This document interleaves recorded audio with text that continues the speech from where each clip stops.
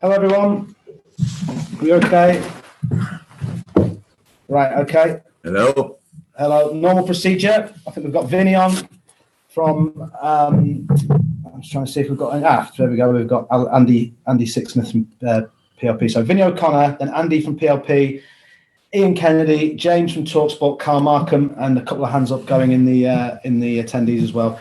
3 sections to this, guys. Open, then the dailies, and then the Sundays. We'll go make the embargoes very clear. We've got a lot to get through, so I won't be able to get to everybody who's got their hand up. Vinny, kick us off, please, with our press conference.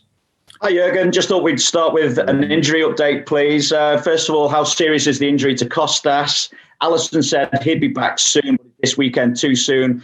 And any potential return dates for Thiago, Ox, James Milner and Shaqiri? So yes, we had 2 days ago a game, and after the game we've obviously had some niggles, I would say, but can be more. We have to see. There's the diagnosis is not finally done.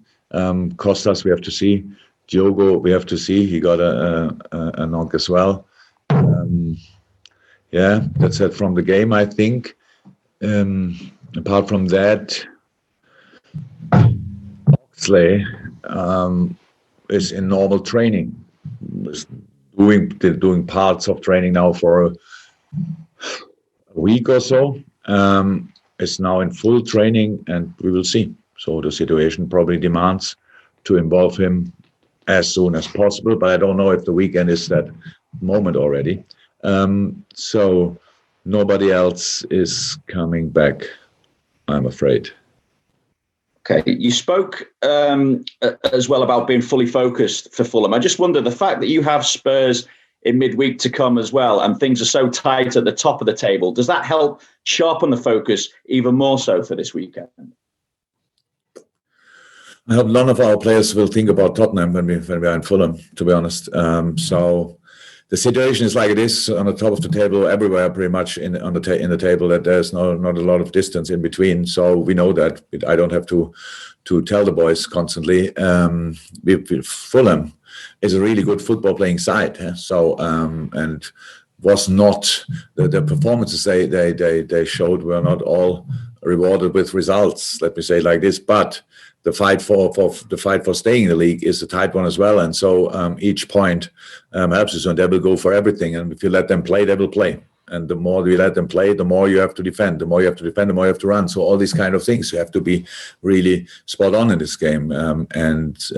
Since Scott Parker took over there, it's a constant development to see there, and getting promoted from the most difficult second league in the world is a tough one, and he did that as a pretty young coach actually, and so he's doing a really good job, and I respect that a lot. And now we go there, we have to see who is available, and then we will try again our best.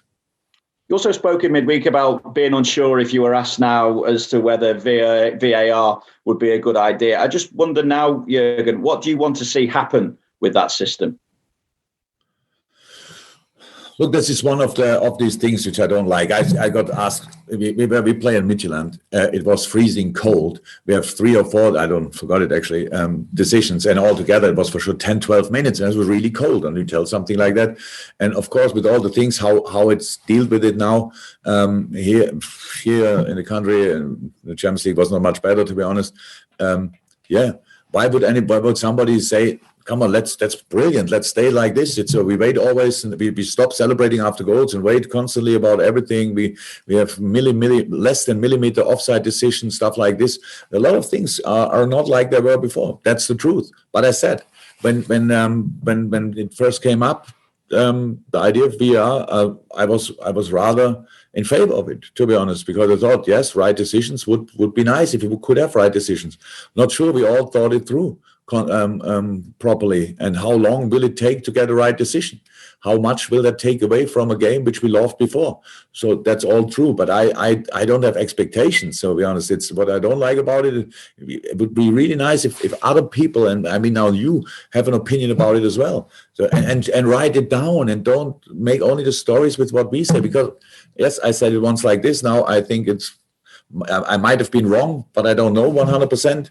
It's nothing to do with the tight decision against us. It's a bit with it's in general. A few things are not like they were before, and they were better before. And I think if you change something, there should be just improvement. And that's for sure not the case. And yeah, that's it. Okay, thank you. Andy Sixsmith with 2 questions, and then Ian Kennedy next.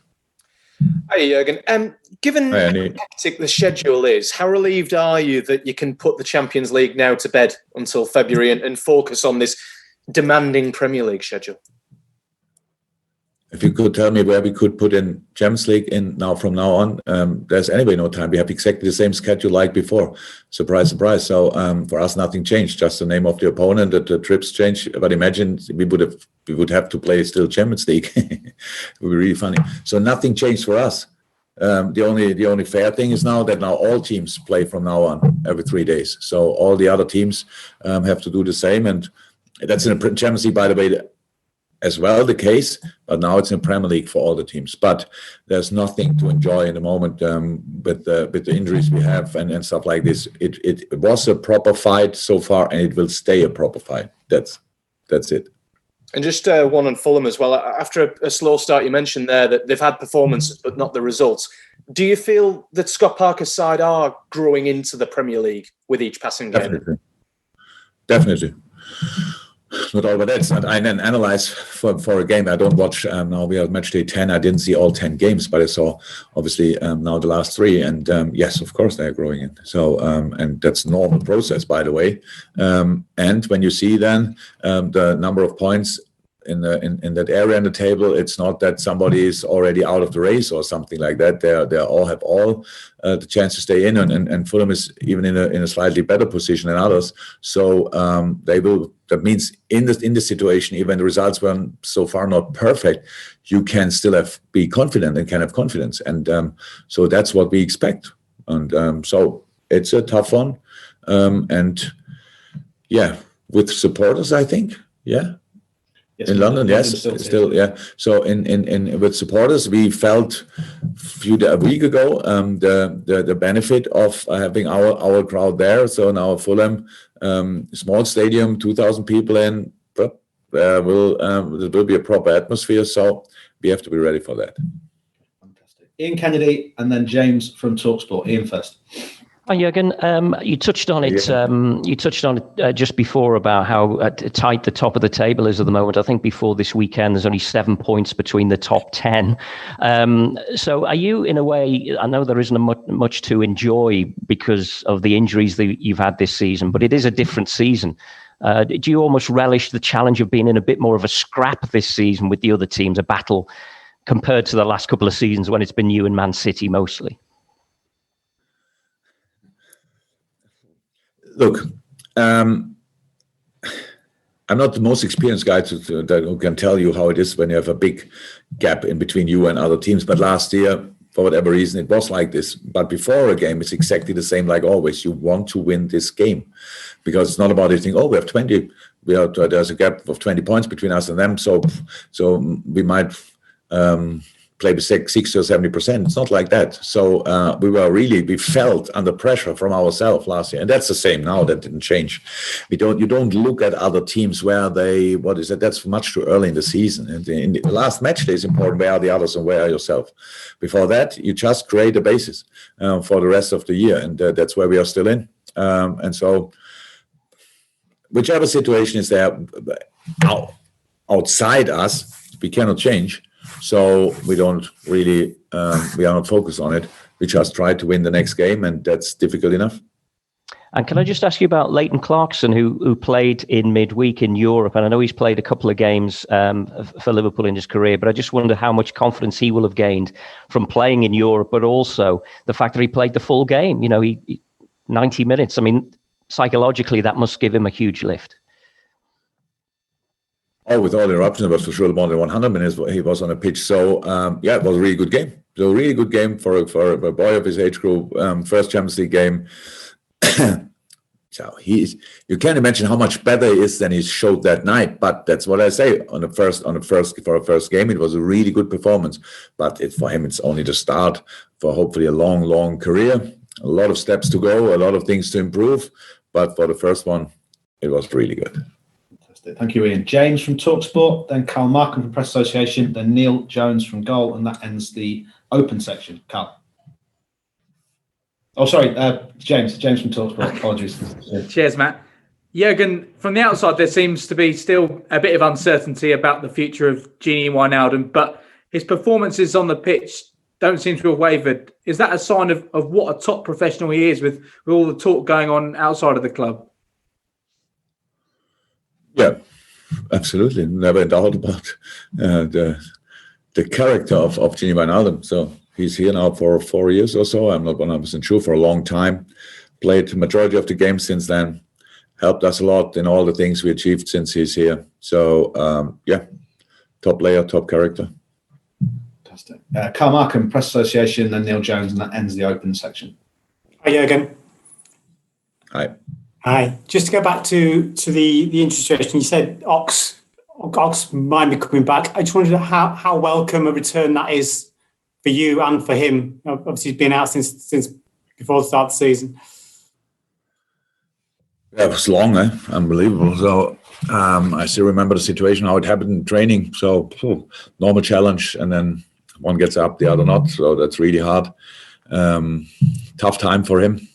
But the sun shines for him already for a month or two, since he's doing all the necessary stuff in rehab, but is on a pitch with the ball. Now he's with the team. So all these steps, it's great. It's great for him. It's great for us. But again, we cannot and will not rush it. But when he's long enough in normal team training, then of course he becomes an option immediately. And that's good. Absolutely good. And you usually tell us when someone is close to returning, but you didn't say that with Alisson. So I'm just wondering where we are with his return, how long you think it might be. Oh, Ali, sorry, then I forgot Ali. Probably it was not intentional. So Ali will train today. That's what I've heard. I came in and with direct press, so all the meetings are after that. And yes, Ali will train, and if he trains and all fine, then he can play. Fantastic. Okay, final question in the open. Neil Jones, if we're going to have hands up for the first embargo section, which is the daily papers coming as well. But Neil, to finish. Hi, Jurgen, you okay? I just wanted to ask about Curtis Jones. You said recently that his personal development has impressed you even more than his football development. I just wondered specifically, what is it about that's been so impressive for you? Because he does seem to have gone past the point where he's a young talent, and now he is, part of the first team. Well, he's a young talent still. It's not fair that we don't judge him like that. But when you speak about the kids, then it's like it happens that you forget Curtis. But it's how can I explain that? So when you are the outstanding talent in all your age groups, what Curtis obviously was since he's here at Liverpool, then it's completely normal that you develop a specific personality, very confident, very, very confident, and nothing can harm me or hurt me or whatever, these kind of stuff. And that was the kid who came in here. That's completely normal. It's not his fault. It's just normal. And then you realize in the next moment that a lot of really good players are now around you when you join the first team. They are similar good or better. Most of them are better because they are more experienced and all that stuff. And that's the situation where a lot of talents struggle to adapt to that. From being the prince of whatever team to a normal player in the next team, they struggle. And Curtis never struggled with that.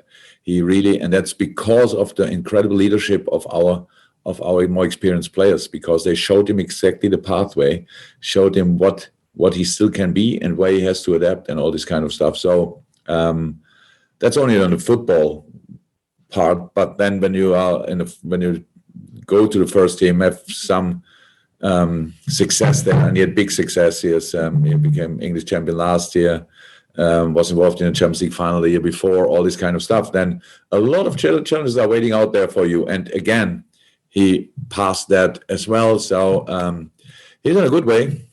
have to stay in a really good way. And if it stays like this, the future is bright.